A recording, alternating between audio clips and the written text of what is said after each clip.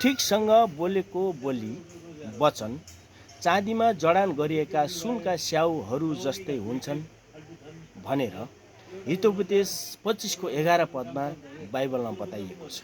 तपाईँ र हामीलाई परमेश्वरले असल प्रकारले बोल्ने भनेर भन्नुहुन्छ। दुई भाइ रहेछन्, घुम्न गएछन्। जाँदाखेरि रात परेछ। दाइ चाहिँ अलि बुद्धिमानी रहेछ। एउटा बुढी आमालाई भेटेछन्। आमा, तपाईँ मेरी आमा जस्तै हुनुहुँदो रहेछ। तपाईँको बोली, तपाईँको हिँडाइ, तपाईँको कपडा लगाई सबै चाहिँ मेरी आमाको जस्तै रहेछ हजुर भनेछ।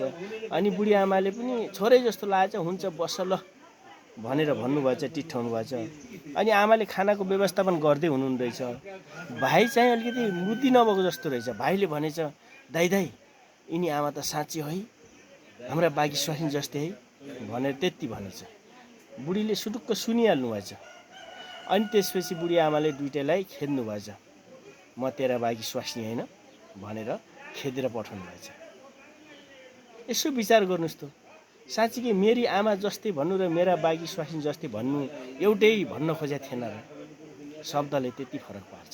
यसैले हामी बुद्धिमानी साथ एकले अर्कालाई आदर र सम्मान इज्जतका साथ बोल्नुपर्छ। हस् त, धन्यवाद।